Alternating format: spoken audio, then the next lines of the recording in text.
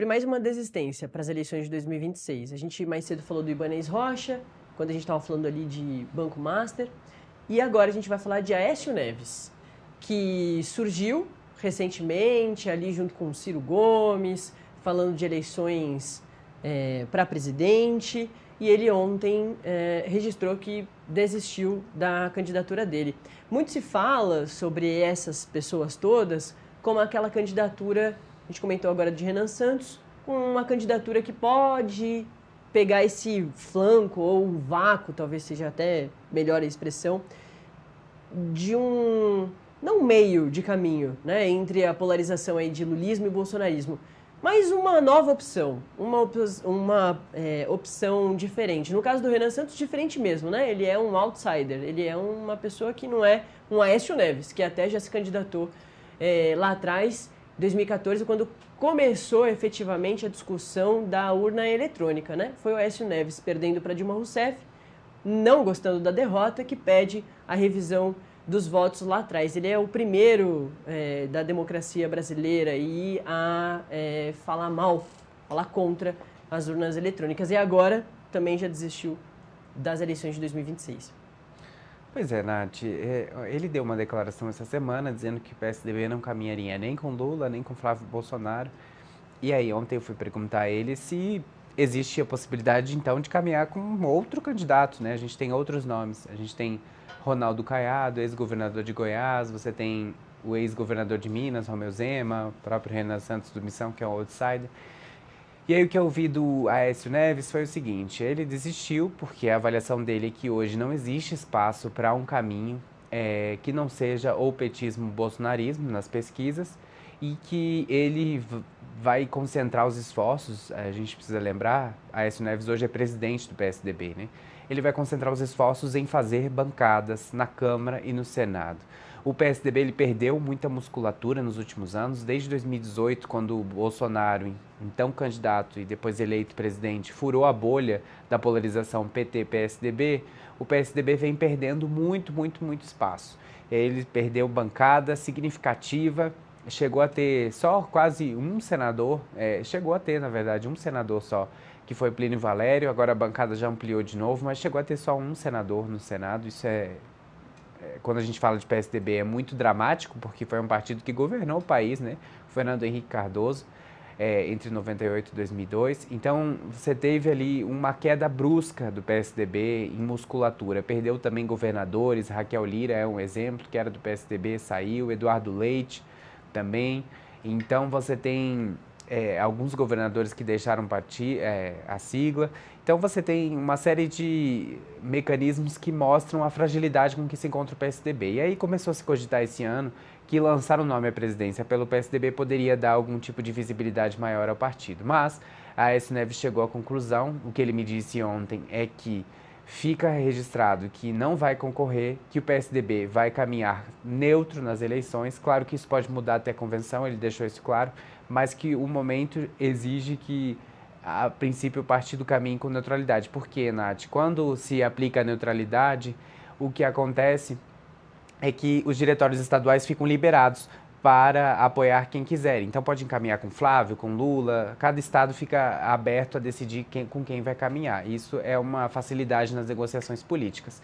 Então, Aécio disse que não vai ser candidato, desistiu mesmo, porque as pesquisas apontam uma polarização muito alta que impede, na avaliação dele, qualquer força de crescer entre petismo e bolsonarismo, e que o partido vai se fortalecer no Congresso para, sim, em 2030, ele sim diz que vai ter candidato, que o PSDB vai se fortalecer esse ano no Congresso para que em 2030 tenha um nome forte, que chegue nas pesquisas forte, e que no dia 1, depois da eleição, essa é a fala dele, o PSDB vai começar a construir uma candidatura presidencial para 2030, que aí sim, na avaliação dele, vai poder se discutir candidatos e oportunidades para além do petismo, do bolsonarismo. Gabriel Bus, muito obrigada, viu? É sempre um prazer te ter aqui. O Bus está sempre com a gente às sextas e segundas fazendo esse resumão da política brasileira. Valeu, viu? Obrigado, Nath.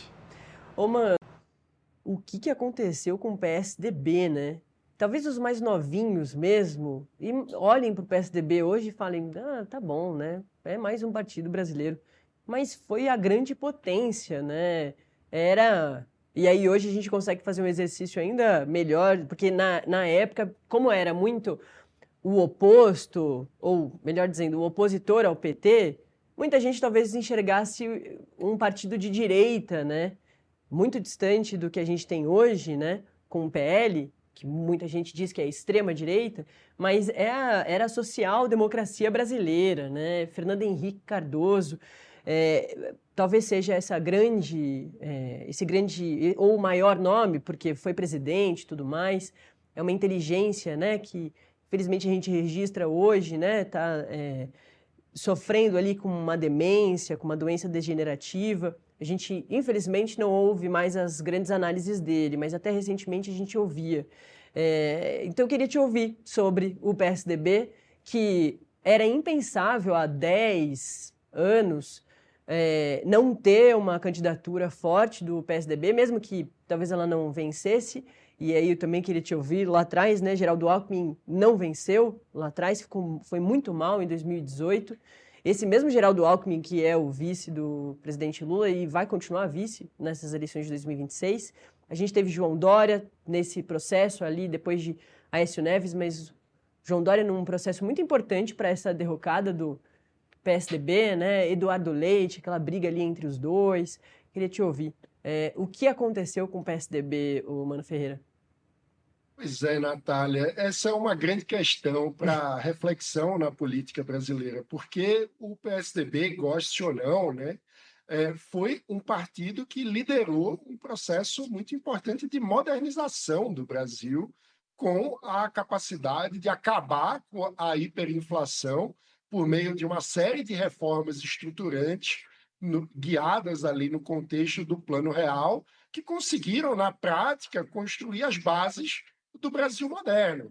Então, há uma contribuição inestimável do partido. Eu tive o privilégio de dirigir um documentário que contou a história do Plano Real, muito além de uma moeda. Quem quiser conferir, está disponível no YouTube. Eu conversei com diversos dos protagonistas da equipe econômica e também com o próprio presidente Fernando Henrique sobre aquele processo, que foi, sem dúvida alguma, uma grande contribuição ao país. Mas é um legado que não foi defendido devidamente pelo próprio PSDB. Houve, no contexto do Plano Real, todo um programa ousado de privatizações, por exemplo, que depois passou a ser tratado quase como uma espécie de vergonha por parte de candidatos tucanos. Geraldo Alckmin, que você citou, numa das disputas à presidência pelo partido, chegou a usar um macacão com o logotipo de todas as estatais para tentar marcar a diferença, né? Tentar mostrar ali que ele não seria um privatizador. Então, houve, portanto, por parte do PSDB, uma espécie de vergonha do próprio legado. Eu acho que, em boa medida, essa crise de identidade e essa incapacidade de produzir um discurso que trouxesse a valorização das grandes contribuições que o PSDB trouxe ao país são parte do que explicam a derrocada do partido e a incapacidade de renovação que depois acabou acontecendo quando explodiram os escândalos relacionados a Aécio Neves, e aí boa parte do eleitorado que por muito tempo tinha sido um eleitorado fiel do PSDB acabou se desiludindo, deixando o partido, e hoje boa parte desses eleitores acabou escolhendo votar na família Bolsonaro, mas tem uma outra parte desses eleitores que seguem órfãos e que se sentem não representados pelo espectro político vigente hoje no país. É isso. Mano Ferreira, analista político, esteve aqui com a gente para falar de tudo quanto é assunto, hein, Mano? Muito obrigada, é sempre muito bom te ter aqui. Volte sempre. Contem comigo. Sempre um prazer. Valeu.